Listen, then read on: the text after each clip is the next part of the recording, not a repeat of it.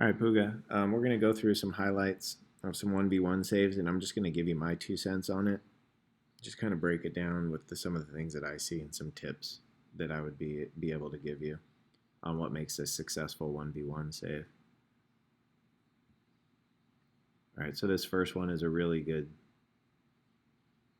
save. So you can tell the goalie's low, his hands are low, a little bit wide of a stance, but he does a good job staying balanced and not just guessing.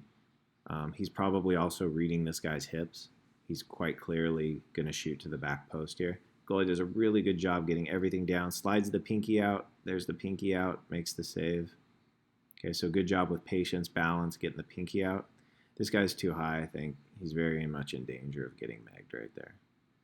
He gets lucky and the guy ends up shooting right here, but this is a pretty ugly sprawl save. Okay, that's pretty dangerous right there. Okay, so this goalie elects to come out, force the action. Okay, he's not going to wait for a shot. He comes out. Nice and low. Really good. So I like that a lot better than the last one. This goalie's a lot lower. This is a lot more my style. Okay, he's got his hands low. He's got his hips low. He's not going to get megged. This is really hard to score on. This guy's created a really nice wall right here.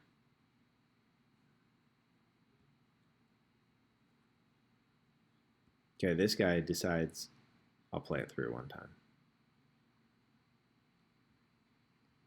Okay, so this is an example where it is a 1v1, but the goalie does not come out to force the action. He elects to kind of come out, cut the angle down, and then he decides to make a long range save because this guy pulls up and shoots. Okay. So this is a really good job. He reads, he knows that he's going to take a shot. So if he were to keep coming forward, he'd probably shoot it right by him. So he makes himself set, makes himself balanced, and makes a routine save. Same thing with this guy. Really good job here. He decides he's not going to come out and force the action. He's going to stay balanced, stay low. Look at that. Great save. He reads them. That one's worth going back again. Okay, so again, in this case, he can come out. He can come out and force the action with a sprawl save. Okay, but he decides this guy has made a good touch. He has full control of the ball. He's going to elect to kind of stay put, stay balanced, and just read the shooter. He opens his hips. You can see he's already leaning. He already knows where he's going. And the reason he makes the save is because his hips and his hands are low. And he makes a great save. So that's a violent sprawl save right there. Violent sprawl save. He's coming out. They're forcing the action. And the reason those guys are forcing the action is because these are closer to the goal. Okay. And if he were to just stay here, he's just going to put the ball in the net. Okay, so he's got to come out with that sprawl save. Good job making himself big. Nice and low. Look at that. I really like this. Look how low everything is. And you might be asking, well, what if he were to pop it up? What if he were to shoot in this area? Or shoot in this area? Okay. And it is Ronaldo. I mean, he could easily try and chip the keeper. But what we always say is it's easier for the goalie's hands to start low and come up versus come out high and go down. So he's got everything nice and low here. And Ronaldo, being as sneaky as he is, he's going to try and put it back post, and you're going to see him make a nice low kick save here. Yeah, awesome. Great job getting low, getting balanced. Makes it look easy. Good sprawl save.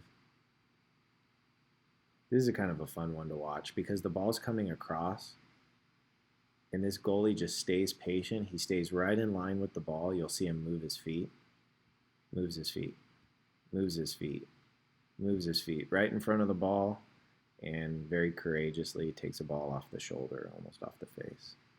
Boom. Great save. Sprawl save. So this one is one that we see you do quite a bit already. So he decides he's going to come out, force the action. He comes out low. I call this a missile dive. He's going to dive and take it right off his foot. He leads with his hands. So the one thing I would say on this one is when you come out, and you do a good job of this, I see a lot of other goalies come out with their feet. You really want to come out with your hands. It's actually the safest thing to do. So see how he leads with his hands? He's actually very safe here. Okay, and the reason is he's created a barrier with his arms here. The low arm is going to get the ball. The top arm is going to protect.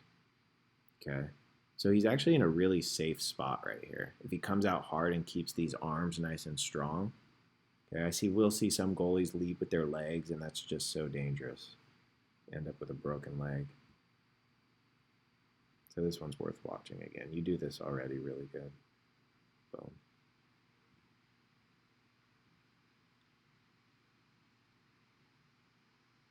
This goalie does a really good job. This is a 2-on-1.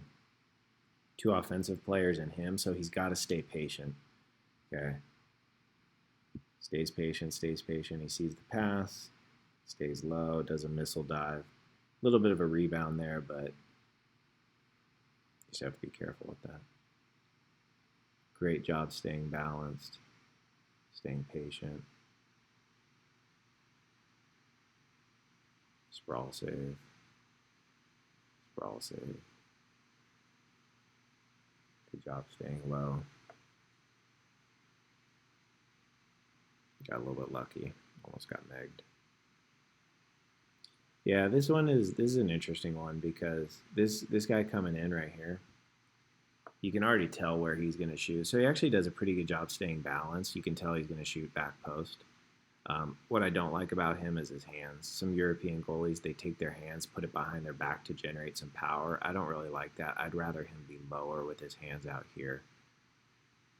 But the key to this one is he's reading the player. He can see that the player's opening up for a shot.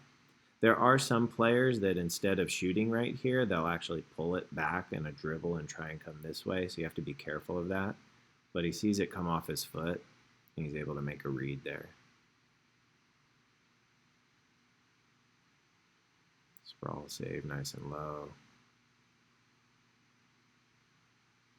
Yeah, there we go. That guy does a good job not getting megged. That's why I'm always an advocate of staying low. Tries to put it right through his legs.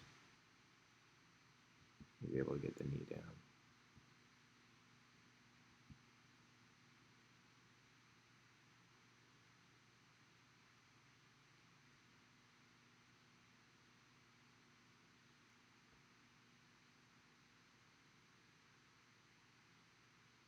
I like this one. This is a good decision to force the action because this striker's coming in at a pretty poor angle.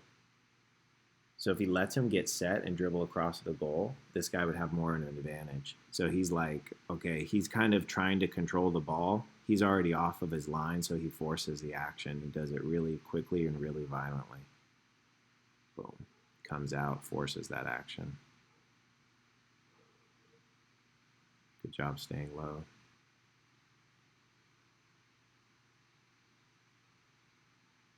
You'll notice in most of the strikers shoot low right by their feet because that's what they're taught to do. So that's why we always stay low.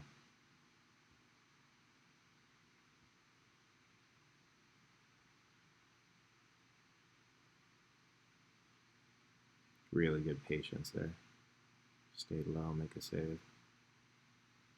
Good angle.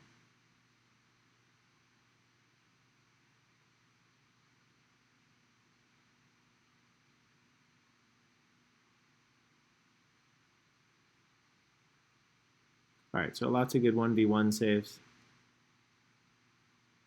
Last one. So I think the key to remember on all of these 1v1 saves is there's no particular perfect technique to make a 1v1 save. There's no perfect particular decision I can always tell you to make. It's a feel, it's an instinct.